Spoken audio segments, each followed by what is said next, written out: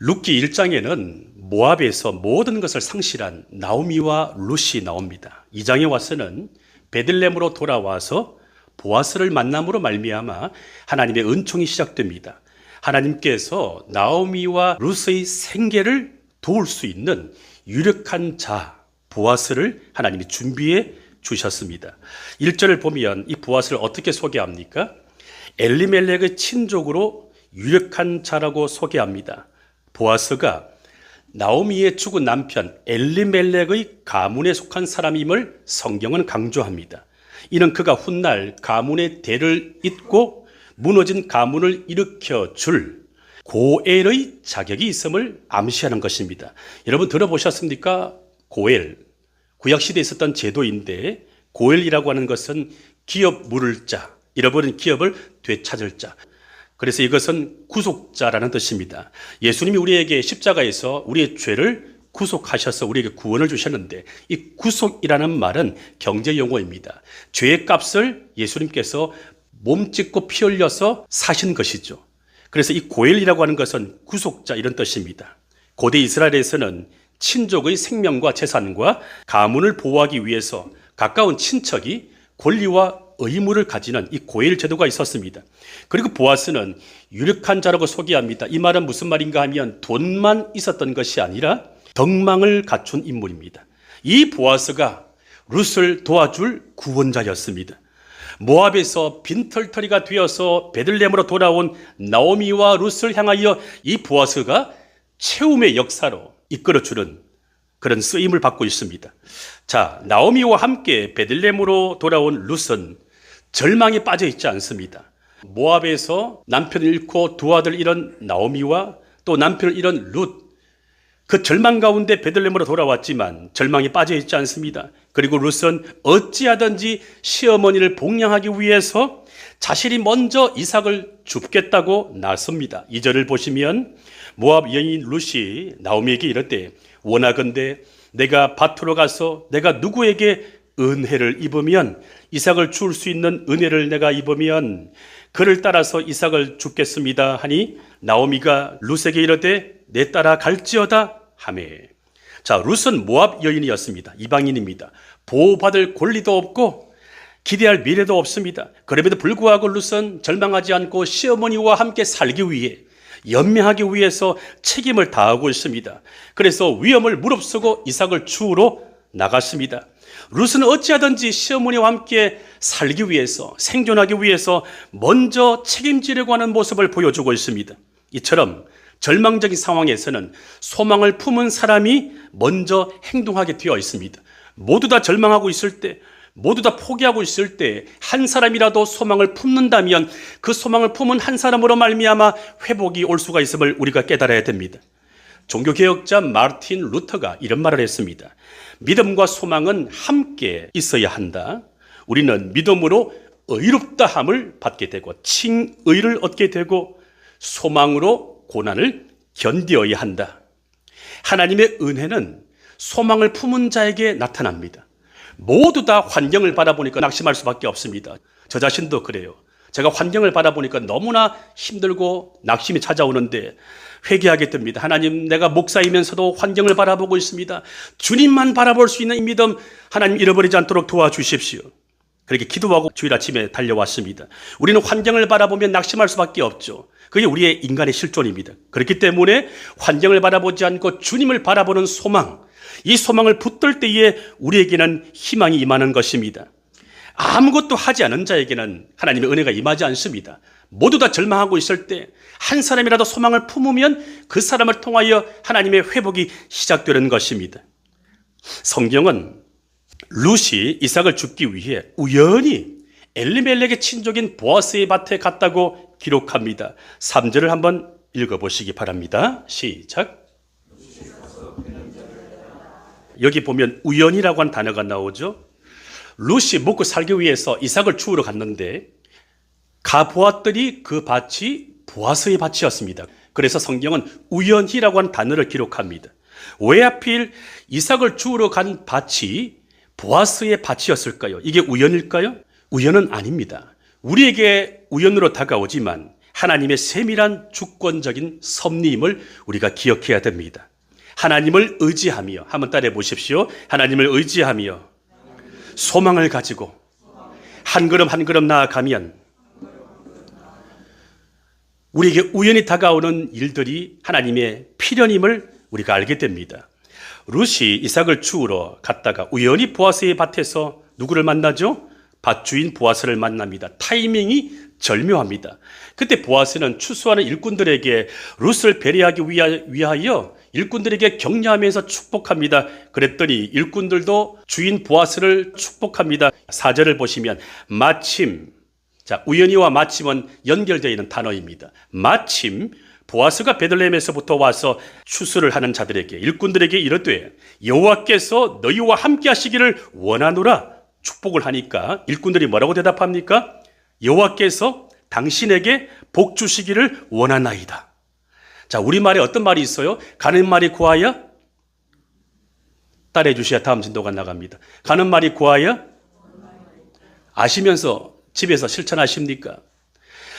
찰떡같이 얘기해도 내 마음이 천국이 되지 못하면 개떡같이 들리고, 개떡같이 얘기해도 내 마음이 천국이면 찰떡같이 들리고, 내 마음이 중요한 거예요. 불교에서는 말하기를 일체유심조라고 말하죠. 모든 것은 내 마음먹기에 달려 있습니다. 제가 고등학교 때 은혜를 받고 기도원만 다니고 부흥회만 다닌 것이 아니라 제가 절에도 가서 불경을 스님한테 받아가지고 스님과 토론한 적이 있었는데요. 35년 전인가요? 제가 뭘 들었냐면 색적 시공, 공적 시색 들어보셨습니까? 눈에 보이는 모든 색이 이 색인데 알고 보면 다 텅텅 비어있는 공이고, 텅텅 비어있는 것 같지만 깊이 들여다보면 그 속에 색이 있다는 거예요. 일체유심조라. 불교는 참 탁월한 심리학이고 철학인데, 여러분 지금 보아스가 일꾼들한테 오다를 내리고 갑질할 수 있지만 지금 보아스는 참 덕스럽습니다. 덕스럽게 말하니까 일꾼들도 덕스럽게 말합니다. 그러니까 대화가 잘 되죠. 대화가 잘 되는 가운데 보아스가 보고를 듣습니다. 어떤 말을 들었습니까? 5절을 7절을 보면 이삭을 줍고 있는 불쌍한 여인에 대한 이야기를 듣습니다. 자, 보아스는 이방 여인 룻의 사정을 듣고 호의를 베풉니다. 8절로 9절입니다. 보아스가 룻에게 이르되 내 딸아 들으라. 이삭을 주우러 다른 밭으로 가지 말며 여기서 떠나지 말고 나의 소녀들과 함께 있으라. 그들이 베는 밭을 보고 그들을 따르라. 내가 그 소년들에게 명령하여 너를 건드리지 말라 하였느니라. 목이 마르거든 그릇에 가서 소년들이 기르온 것을 마실지니라 하는지라. 자, 이때 룻은 모압에서 10년의 결혼 생활을 정리하고 돌아왔기 때문에 성경학자들은 룻을 가리켜 나이가 20, 30대로 추정합니다. 그리고 보아스는 부와 명성을 쌓은 사람이기 때문에 최소한 40, 50대였을 것으로 추정합니다. 그 당시 고대 근동 사회에서는 나이 많은 연장자가 나이가 어린 여성을 부를 때 딸이라고 불렀습니다. 우리가 어렸을 때 친구집에 가게 되면 부모님이 나를 아들처럼 딸처럼 여기는 것처럼 이 고대 근동 사회에서 나이가 거의 아버지뻘 삼촌뻘 되니까 딸이라고 불렀던 거예요. 그리고 이 말은 무슨 말인가 하면 내가 너희의 보호자가 되겠다라고 하는 강력한 의지의 표명입니다. 룻은 이방 여인이자 과부이고 빈털터리이고 사회적 보호망이 전혀 없는 불쌍한 사람이었습니다. 극빈청이었습니다. 그런데 보아스가 내 딸이라고 호칭을 사용함으로써 룻은 남의 밭에서 이삭을 줍는 떠내기가 아니라 자신의 가문과 영향력 아래에 있는 보호 대상임을 보아스가 공식적으로 인정한 것입니다. 그래서 룻을 함부로 건드리지 말라고 이미 울타리를 쳐놓은 거예요. 자, 보아스는 룻에게 성경에 나오는 단어로 말하면 헤세드를 실천하는 거예요. 헤세드 따라해 보실까요? 헤세드. 교회에서 헤세드 찬양단, 헤세드 카페, 헤세드를 많이 쓰고 있는데 이 헤세드는 하나님의 사랑과 긍휼, 자비를 말하고 있습니다. 다른 밭으로 가지 말라. 여기서 떠나지 말라. 나의 소년들과 함께 여기 있으라. 내가 소년들에게 명령하였다. 너를 건드리지 못하게 하였다. 혹시라도 성폭행할까 싶어서 건드리지 말라고 보아스가 명령했습니다. 그리고 목이 마르거든 소년들이 기르온 물을 그냥 마시라. 보아스는 이방 여인인 룻을 전혀 차별하지 않고 룻의 선행을 격려하면서 적극적으로 보호합니다. 이것은 가진 사람의 선심과 배려를 뛰어넘어서 룻을 적극적으로 인격적으로 보호하는 환대입니다. 한번 따라해 보실까요? 환대. 환대가 무엇일까요? 기독교의 영성은 환대입니다.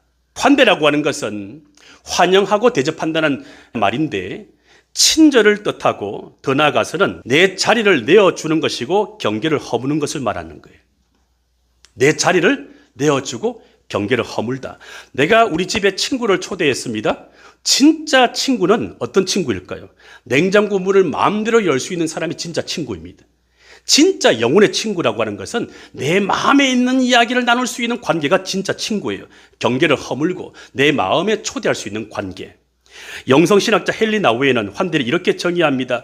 낯선 사람이 들어와서 적이 아닌 친구가 될 수 있도록 자유롭게 공간을 내주는 것이다. 자, 내 안에 내 마음에 있는 공간, 또 내 시간을 마음대로 내어주고 경계를 허무는 것을 환대라고 말합니다. 경계심이 없는 관계죠. 보아스는 룻에게 단순히 곡식을 준 것이 아닙니다. 자신의 밭과 물그릇을 내어주었고 자신의 보호 아래 룻의 안전지대, 룻이 자유롭게 이삭을 줍고 보호받을 수 있도록 자유로운 공간을 마련해 주었습니다. 그러니까 보아스는 룻에게, 자격 없는 룻에게 이렇게 하지 않아도 되는데 헤세드, 하나님의 사랑과 자비를 실천하고 있는 거예요. 이게 환대입니다.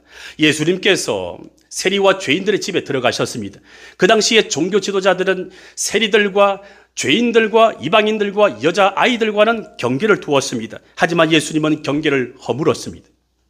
보아스도 유력한 사람이었기 때문에 비천한 이방 여인 룻, 빈털터리가 되어서 과부로 와서 이삭을 줍고 있는 이 비천한 룻에게 경계를 두고 거리를 둘 수 있었지만 그러지 않았습니다. 그래서 내 딸아 라고 불렀던 거예요. 친근하게. 내 딸인 것처럼 호의를 베풀고 도와주고자 하는 마음, 헤세드, 하나님의 마음이 흘러간 것입니다. 그래서 함께 여기 있으라, 함께 마시라고 허락하면서 경계를 허물었습니다. 여러분, 기독교는 유대인과 이방인의 경계를 허물면서 시작되었습니다. 여러분, 교회가 헬라어로 무엇이죠? 에클레시아죠. 에클레시아는 법률 용어입니다. 고대 사회에서 모여서 서로 의논하고 회의하고. 자, 그래서 바울이 교회를 설명할 때 에클레시아 단어를 도입했는데 왜 도입했는가 하면 그 당시 유대교는 이방인과의 경계를 담처럼 쌓았습니다. 같이 밥을 먹을 수가 없습니다. 짐승만큼도 취급하지 않았습니다. 그런데 회심을 한 바울이 교회를 소개하고 복음을 전하기 위해서 이 경계를 허물었습니다. 그래서 바울 서신 곳곳에 보면 유대인과 이방인의 경계를 허물어서 서로 한 자리에서 밥을 먹고 함께 예배드리고 있는 문화를 만들었습니다. 여러분, 가까운 저 김제인가요? 거기 가보면 기역자 교회가 있잖아요. 그 기역자 교회를 보면서 조선시대 때 남존여비가 얼마나 심각했는지를 알게 됩니다. 이게 우리 조선사회, 유교사회였는데 기독교가 들어옴으로 말미암아, 미안한 얘기지만 우리 여성들이 더욱더 빛을 발하게 되었습니다. 교회를 살리는 중추 세력이 바로 여성이었고 우리 여성들이 전도하게 되었고, 그래서 이 교회가 들어옴으로 말미암아 이 경계가 허물어진 것, 이게 기독교의 가치임을 우리가 알아야 됩니다. 그래서 교회는 기독권을 갖고 있는 신자와 이제 막 들어온 새신자 사이에 경계가 없어야 됩니다. 경계가 있다고 하는 것은 겉으로는 교회지만 내부적으로는 교회가 아닌 것이라고 우리가 생각해야 됩니다. 교회가 개척되고 나서 첫 번째 출산을 하게 되어서 얼마나 기뻤는지 모릅니다. 우리 김은혜 성도님이 100일 되면, 출산 후 100일 되면 교회를 오겠다고 합니다. 그때 오게 되면 아기를 돌보아야 되기 때문에 우리 교회에 유아실도 없고 모자실도 없잖아요. 개척교회니까. 그래서 저는 목사로서 이렇게 배려하고 싶어요. 저 소파에서 마음껏 두 다리 뻗고 편안하게 아이를 돌보아라. 그리고 저 목양실 마음껏 공간을 쓸 수 있도록, 수유를 할 수 있도록 자리를 내어드리고 싶은 제 마음을 표현하고 싶어요. 자, 이렇게 경계를 허물고 자리를 내어주는 것이 뭐라고요? 그게 환대예요. 제가 예전 교회에서 목회할 때 제 차에 권사님을 태우고서 신방을 갔더니, 아이고 목사님, 제가 목사님 차에 타보네요. 그거 당연한 거 아닙니까? 자리를 내어드리는 것이 뭐라고요? 이게 환대입니다. 지금 대신방 중입니다. 대신방을 받으면 여러분들이 유익할 거예요. 개척교회이다 보니까 교인들이 별로 없습니다. 그래서 저는 성도님이 원한다면 옛날처럼 1시간 세션이 아니라 저는 3시간, 4시간도 시간을 드릴 수가 있습니다. 그게 뭘까요? 시간을 내어주는 것이 환대입니다. 자, 여러분들은 어떻게 환대를 실천하시겠습니까? 교회 방문자가 오면 따뜻하게 환대하면서 예배 후에 식탁 교제를 할 때 경계심을 허물고 마치 오래된 친구처럼, 한번 따라해 보실까요? 오래된 친구처럼. 낯설어도 내 안의 경계심을 내가 허무는 거예요. 그래서 오래된 친구처럼 편안하게 친구처럼 대화하는 것이 바로 환대입니다. 식사 교제 후에 커피를 마시면서 삶을 나누고 말씀을 나누는 셀 모임을 할 때 나보다 학벌이 부족하고 나보다 나이가 어리고 나보다 사회적 지위가 낮아도 잘 경청하면서 귀로만 듣는 히어링이 아니라 오감을 다 동원하여 상대방의 그 감정, 말을 경청하면서 공감하면서 타자를 위한 내 마음 허물기, 타자를 위해서 내 마음에 자리를 내어주는 것, 이게 바로 뭐라고요? 환대입니다. 이것이 가정에서 부부 사이에 먼저 연습하지 아니하면 직장에서 교회에서 될까요? 안 될까요? 안 돼요. 여러분 가정에서 환대를 많이 연습해 보시기를 축원합니다. 자, 보아스는 룻에게 율법이 정한 기준, 이른바 이삭을 줍는 권리, 그 이상의 환대를 베풉니다. 자격 없는 룻에게 보아스가 이렇게까지 헤세드를 실천하고 있습니다. 룻은 보아스에게 환대의 은혜를 받고 나서 몹시 놀랍니다. 그래서 어떻게 합니까? 얼굴을 땅에 대고 절을 하면서 말합니다. 자, 10절을 한번 큰 소리로 읽어보기 바랍니다. 시작. 자, 나는 이방 여인이고 나는 지금 과부이고 빈털터리로 돌아왔는데 당신이 그렇게 나한테 호의를 베풀 이유가 무엇입니까?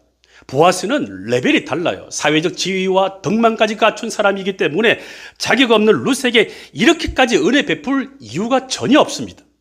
그런데도 이렇게 호의를 베풀고 은혜를 베풀고 환대를 해주니까, 헤세드를 실천하니까 룻이 너무나 황송하여 땅에 얼굴을 대고 절하면서 이렇게 고백한 것입니다. 자, 여기서 우리는 룻의 중심을 보게 됩니다. 룻의 겸손, 한번 따라해 보실까요? 겸손. 룻은 자신을 낮추고 은혜를 은혜로 받아들입니다. 룻은 자신을 낮추고 은혜를 당연하게 여기지 않습니다. 여러분, 겸손이 무엇일까요? 은혜를 당연하게 여기지 않는 태도가 겸손입니다. 상대방의 은혜를 나도 은혜로 보답하는 것이 뭐라고요? 그게 겸손이에요. 우리에게 당연한 것은 하나도 없습니다. 한번 따라해 보십시오. 당연한 것은 없습니다. 내가 회복되어서 다시 교회를 나오는 것 당연하지 않습니다. 내가 시험에서 벗어나서 다시 회복된 것 당연하지 않습니다. 교회가 세워진 것 당연하지 않습니다. 내가 여기까지 인내하고 버틴 것 당연하지 않습니다. 누군가는 나의 죄와 허물을 대신 끌어안고 십자가로 그것을 감당하였기 때문에 내가 그 은혜를 입은 거예요. 이걸 깨닫는 사람은 겸손하지 않을 수가 없습니다. 누군가는 나의 회복을 위하여 대리적 고난을 당한 거예요. 이 대리적 고난을 기억한다면 내가 고난받는 것도 슬퍼지가 않고, 내가 회복되고 내가 달라진 것도 나의 노력과 내 능력이 아니라 누군가의 기도와 눈물이었음을 우리가 깨닫게 되는 것입니다. 자, 룻이 보아스의 환대와 은혜를 당연하게 여기지 않고 질문합니다. 왜 이렇게 나에게 환대를 베풉니까? 라고 질문하자 보아스가 길게 대답합니다. 11절입니다. 보아스가 그에게 대답하여 이르되 내 남편이 죽은 후로 내가 시어머니에게 행한 모든 것과 내 부모와 고국을 떠나 정든 모압을 떠나서 이전에 알지 못하던 베들레헴 이스라엘 백성에게로 온 일이 나에게 분명히 알려졌다. 자, 여기서 보아스는 룻에 대한 이야기를 이미 들어서 알고 있습니다. 베들레헴처럼 작은 마을에 나오미가 10년 만에 며느리 룻과 함께 돌아왔으니 온 성읍이 떠들썩했습니다. 모압에서 남편 잃고 두 아들 잃고 두 며느리 가운데 하나는 모압으로 돌아가고 하나는 따라왔으니 이 소문이 삽시간에 퍼졌을 것입니다. 좋은 소식도 소문이 빠른데 나쁜 소식은 더 빠르지 않겠습니까? 게다가 보아스는 나오미의 남편 엘리멜렉과 친족 관계여서 그 소문에 무관심했을 리가 없습니다. 아무튼 보아스는 룻이 남편이 죽은 이후로 시어머니를 충성스럽게 섬기고 동행한 것을 높이 평가하면서 보아스는 축복을 합니다. 12절 어떻게 축복합니까? 같이 한번 읽어봅니다. 시작. 여호와께서 내가 행한 일에 보답하시기를 원하며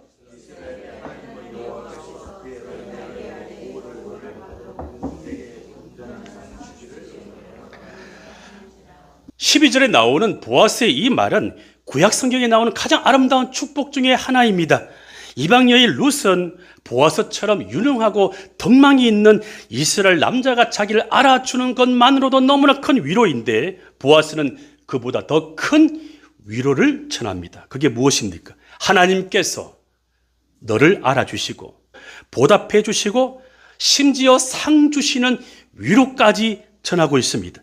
자, 그리고 보아스는 룻을 가리켜서 이렇게 말합니다. 하나님의 날개 아래로 들어온 한 영혼, 마치 새가 날개로 새끼를 품듯이 하나님의 날개 아래로 들어온 한 영혼으로 보고 룻을 향한 하나님의 신실하신 돌보심을 강조합니다. 성경에서 하나님의 날개는 안전과 평안의 장소입니다. 새 힘을 얻는 장소입니다. 소망의 장소입니다.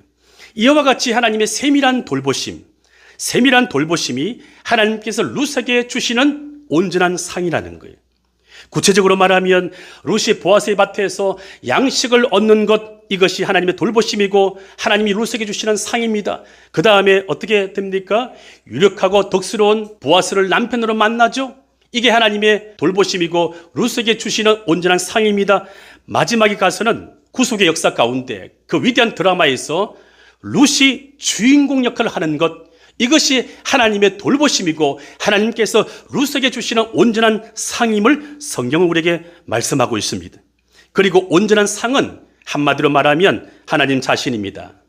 우리에게 가장 큰 상이 무엇일까요? 저와 여러분들에게 하나님이 주시는 가장 큰 복이 무엇일까요? 돈 좋습니다. 출세 좋습니다. 형통 좋습니다. 건강, 무병장수 좋습니다. 다 좋은데 가장 큰 복과 가장 큰 상은 무엇일까요? 하나님 자신이 내 속에 들어오는 거예요. 하나님의 임재를 누리는 영생입니다. 하나님과 내가 하나 되었어. 가진 것이 없고 초가 삼간에 살아도 내 주 예수 모시며 영생을 누리는 것보다 더 큰 상이 없음을 우리는 기억해야 됩니다. 창세기 15장 1절에서 하나님은 아브라함과 언약을 맺으시면서 이렇게 말씀하십니다. 아브라함아 두려워하지 말라. 나는, 잘 들어주십시오, 나는 너의 방패요. 뭐라고 기록합니까? 너의 지극히 큰 상급이니라. 창세기 12장에서 아브라함이 본토 친척 아비 집을 떠나서 하나님이 부르시는 그 땅을 향하여 떠납니다. 얼마나 두려웠을까요? 나이 75세에 낯선 땅으로 가는 것 얼마나 두려웠을까요? 하나님의 뜻하신 비전이 있어서 아브라함을 익숙한 것들로부터 떠나게 만드시죠. 그리고 15장에서 이렇게 말씀하십니다. 하나님이 돈을 주겠다. 하나님이 보디가드를 붙여주시겠다. 하나님이 사회 보장 제도를 허락해 주시겠다. 이러면 좋겠지만 그래 눈에 보이는 안전은 말씀하시지 않고 내가 너의 방패가 되고 내가 너에게 큰 상급이 될 것이다. 여러분, 이것이 가장 큰 상급이 아닐까요? 하나님께서 룻을 언약 백성으로 삼으시고 삶의 보호자가 되시고 든든한 후원자가 되어주시면서 영생의 아버지가 되어주시겠다, 이 상을 지금 말씀하고 있는 것입니다. 그래서 룻은 걱정할 게 없는 거예요. 여러분들 가운데 나는 가난하여 자녀들에게 물려줄 유산이 없어서 걱정하시는 분이 계십니까? 저도 제가 50대에 개척을 하고 보니까 솔직히 말씀을 드릴게요. 우리 아들이 다 20대 중반이고 20대 초반인데 이들 장가갈 때 내가 뭘 해줄 수가 있을까? 나도 이중직을 해야 될까? 군대에 있을 때 덤프트럭 운전을 했는데 일종 대형으로 갱신해서 나도 새벽 기도를 쉬고 일을 해야 될까? 아니면 새벽 기도를 계속 해야 될까? 이것 때문에 미치겠어요. 어떻게 하면 좋을지. 이게 개척교회 목사의 마음이에요. 그런데 이걸 놓고 기도하면 주님 그렇게 말씀하십니다. 너가 자녀에게 물려줄 수 있는 최고의 유산은 돈이 아니라 나임을 기억하여라. 여러분들은 하나님도 유산을 물려주시고 돈도 물려주기를 축복합니다. 자, 물질적인 유산보다 더 큰 유산은 하나님 자신이에요. 제가 목회를 하면서 상상할 수 없는 부자를 만나봤거든요. 그런데 그렇게 어마어마한 부자도 집에 신방을 가보면 얼마나 검소하게 사시는지, 그리고 두 다리 뻗고 행복하게 살지 못하는 그들만의 고통이 있더라고요. 사람들은 다 집집마다 고난이 있고 아픔이 있습니다. 부자이든 가난한 자이든 하나님 자신이 내 속에 유산이 되어서 하나님과 내가 하나 되어서 거기서 영생을 얻을 수가 있다면 이것보다 더 큰 복이 없다는 사실입니다. 하나님이 나에게 상급이 되지 않고 하나님이 나에게 영생이 되지 못하는 것을 슬퍼하시고 돈이 없는 것을 슬퍼하는 자가 되지 않기를 주의 이름으로 축원합니다. 기독교 초기에 가장 위대한 신학자이자 철학자인 아우구스티누스, 그의 책에 보면 이런 말이 나옵니다. 상급이라고 하는 것은 뭐라고요? 영생을 뜻한다. 자, 영생이라고 하는 것은 요한복음에 자주 나오는 말인데 한번 따라해 보십시오. 영원한 생명, 영적 생명. 자, 영원한 생명은 우리의 육신이 죽고 난 이후에 낙원에 갔다가, 영원히 낙원에 갔다가 주님 재림하시고 난 뒤에 낙원에서 천국에 가서 영원히 살게 되죠. 이건 영원한 생명인데 이건 우리가 걱정할 필요가 없는 거예요. 문제는 무엇인가 하면 육신을 입고 살아가는 이 땅에서 우리가 영적인 생명을 누려야 돼요. 이게 영생입니다. 그 영생을 위해서 예수님이 이 땅에 오셨고 십자가에서 죽으셨고 부활하셨습니다. 그러므로 저와 여러분들이 복음을 듣고 교회를 통하여 영생을 받아야 돼요. 영적 생명을 얻게 된다면 우리는 가난하여도 행복할 수가 있습니다.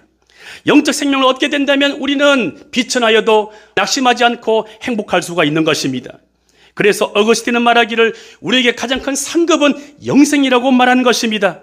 여러분, 돈을 주는 것보다 100배, 1000배 더 가치 있는 것이 바로 영생이에요. 하나님 자신을 여러분 자녀들에게 물려줄 수 있기를 축원합니다. 유대인들은 지금도 자녀들에게 이걸 가르친다고 합니다. 물고기를 주는 것보다 물고기 잡는 법을 가르쳐준다. 같은 맥락이에요. 우리는 자녀들에게 물질을 공급하여 부모의 역할을 다 할 것이라고 생각하지만 더 중요한 역할은 무엇일까요? 영적 생명을 흘려보내어서 하나님 자신이 상급이 된다는 이 신앙을 전수해 줄 수 있기를 주의 이름으로 축원합니다. 룻은 오갈 데 없는 이방 여인이고 과부였습니다. 그러나 보아스는 룻의 행동, 선행과 충성, 이것을 보고 큰 자비를 베풉니다. 사실 그렇게 안 해도 됩니다. 보아스가 룻에게 이렇게 호의를 베풀지 않아도, 자비를 베풀지 않아도 전혀 문제가 안 됩니다. 그런데 보아스는 자격 없는 룻에게 자비와 은혜를 베풀고 있습니다. 보아스의 자비와 은혜에 대하여 룻이 뭐라고 말합니까? 13절 같이 한번 읽어보면 좋겠습니다. 시작. 룻이 이르되 내 주여 내가 당신께 은혜 있기를 원하나이다.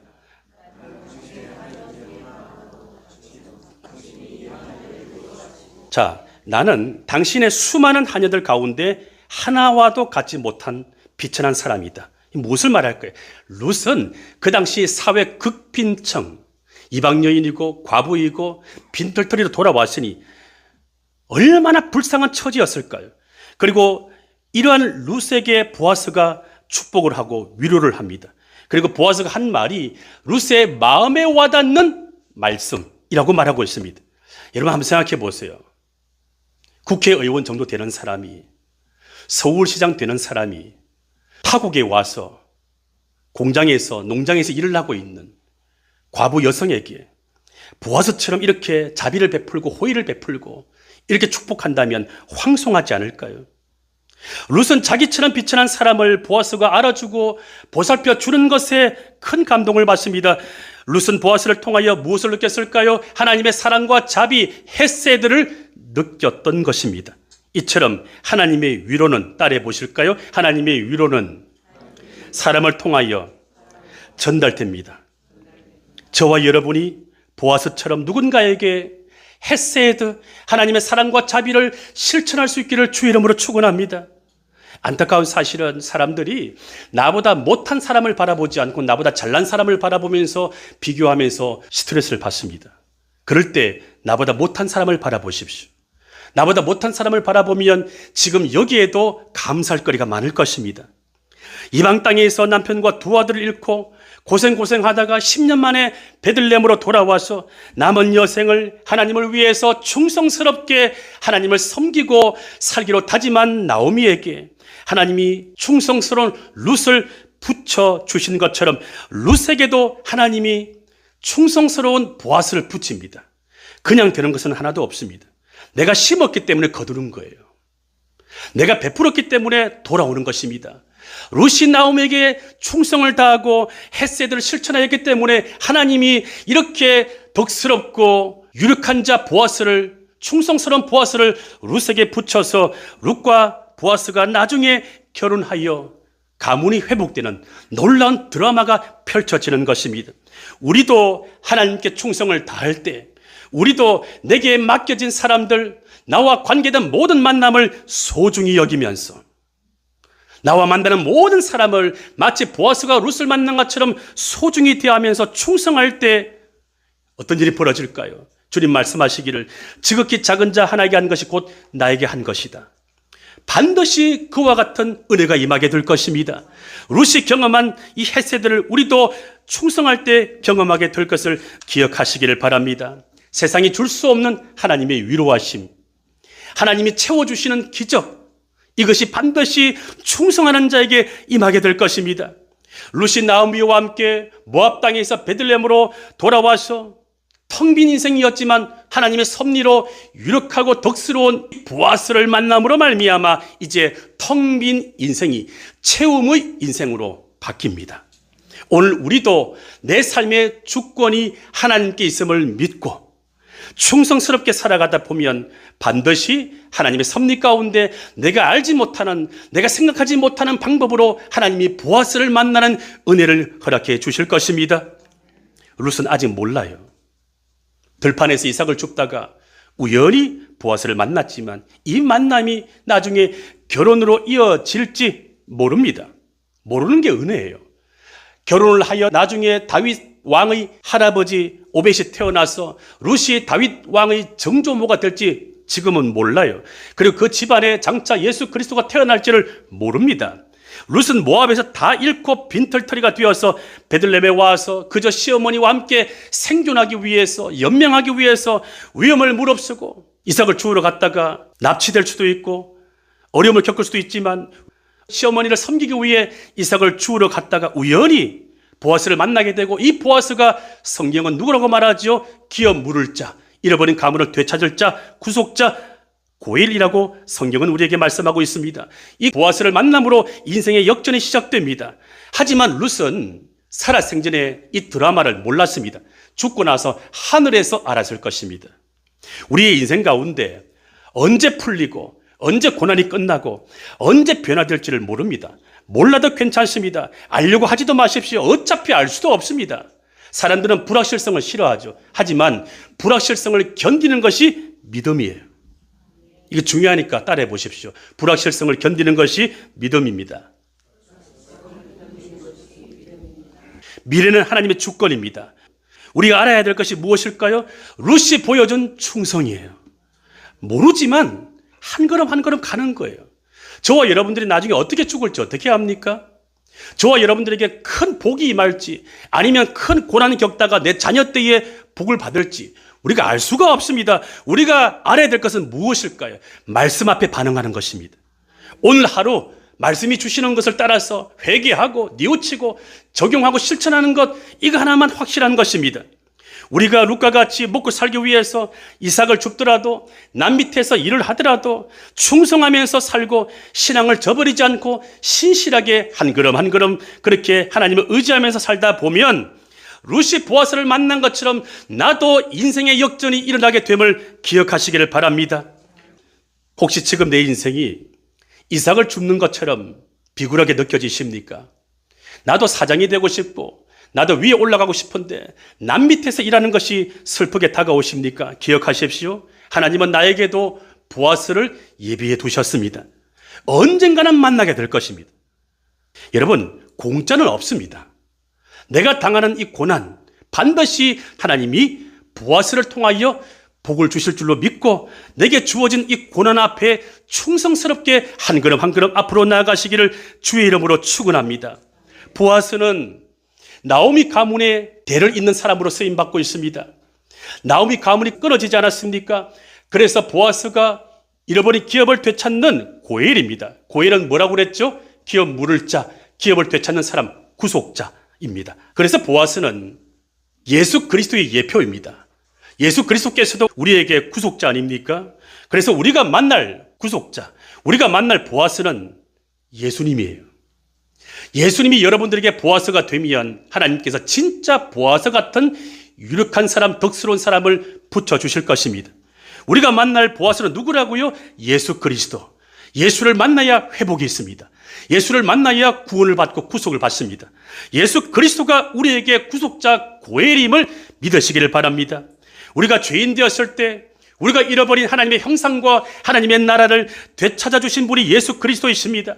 우리가 상처로 인하여 실험하고 있을 때, 자기 연민에 빠져서 신세 한탄을 하고 있을 때 조용히 찾아오셔서 우리에게 자비를 베풀어 주시는 분이 예수 그리스도이십니다.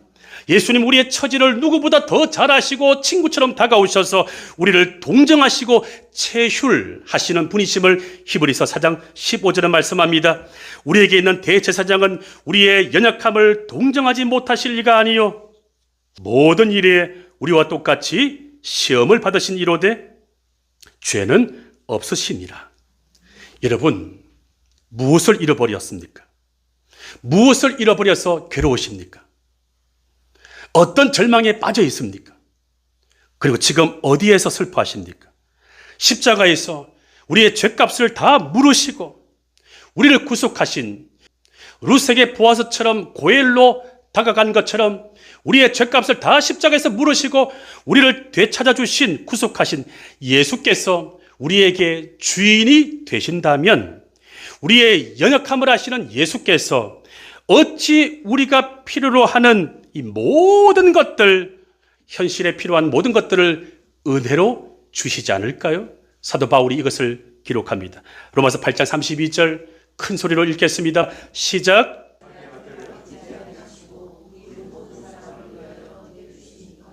자기 아들을 아끼지 않는 하나님께서 모든 인류를 위하여 십자가에 우리의 죄를 구속하기 위해 고엘의 사명을 감당하기 위해서 예수를 십자가에 내어주신 하나님이 그 뒤에 뭐라고 기록되어 있죠? 그 아들과 함께, 따라해 보십시오. 아들과 함께 모든 것을 우리에게 주시지 아니하겠느냐. 근데 우리는 관심이 어디에 있죠? 십자가에 달린 예수의 관심이 별로 없잖아요. 우리는 모든 것, 저 모든 것은 현실에서 필요로 하는 것들을 의미합니다. 돈 필요로 하잖아요. 출세 필요로 하잖아요. 성공 필요로 하잖아요. 많은 소유 부동산을 원하잖아요. 내가 유명해지기를 원하잖아요. 세속적인 행복을 꿈꾸잖아요. 겉으로는 우리가 성도라고 하지만 우리 가운데 성도가 얼마나 될까요? 저를 비롯하여. 우리는 다 모든 것에 관심이 많아요. 제사보다 제밥에 관심 많은 것이 사람들입니다. 그런데 바울은 무엇을 가르쳐 주죠? 그 아들과 함께. 우리에게 필요한 것은 고엘과 같은 예수입니다. 더 새로운 교회가 세워졌습니다. 또 하나의 교회 같으면 개척교회를 저는 원하지 않습니다. 정말로 우리의 존재가 새로워지는 교회가 되기를 소망합니다. 경계가 허물어지고 오늘 식탁 교제할 때 낯설어도 학벌이 부족해도 나이가 적어도 경계심을 허물고 내 딸아 부어서 이렇게 말한 것처럼 그렇게 우리가 경계심을 허물고 이 교회가 진짜 교회라면 소문나지 않을까요? 아멘. 제가 3월달부터 이제 블로그를 하려고 합니다. 요즘은 전도지 들고 전도하는 거 물론 중요한데 유튜브, 인스타그램, 블로그가 이렇게 전도에 도움이 되죠. 이런 개척교회가 있구나. 개척교회 가면 헌금해야 되고 헌신해야 되고 뭐 봉사해야 되고 그거 다 편견을 허물어야 되죠. 우리 예배 한 번밖에 없습니다. 헌금 설교 한 번도 안 합니다. 그냥 예배 드리고 성도의 교제 누리면서 아무도 혼자 울지 않는 교회. 여기 오니까 경계심을 허물고 이렇게 내가 위로받을 수가 있는 교회가 있다니, 규모와 상관없이 내가 실존의 터치를 받으면 교회에 하나님 사람을 보내실 것입니다. 경계심을 허물기를 바랍니다. 할아버지가 손주 만날 때 같이 놀잖아요. 옛날에 할아버지는 수염이 길었습니다. 자, 질문해 볼까요? 손주가 할아버지 수염을 당겨도 괜찮아요? 괜찮지 않아요? 손주는요, 할아버지 수염 당겨도 괜찮고요, 뺨 때려도 괜찮고요, 올라타도 괜찮아요. 왜? 할아버지가 손주를 너무 사랑하니까. 경계심이 없기 때문에 그렇습니다. 이게 환대예요. 이게 사랑입니다. 그런 교회가 세워지기를 주의 이름으로 축원합니다.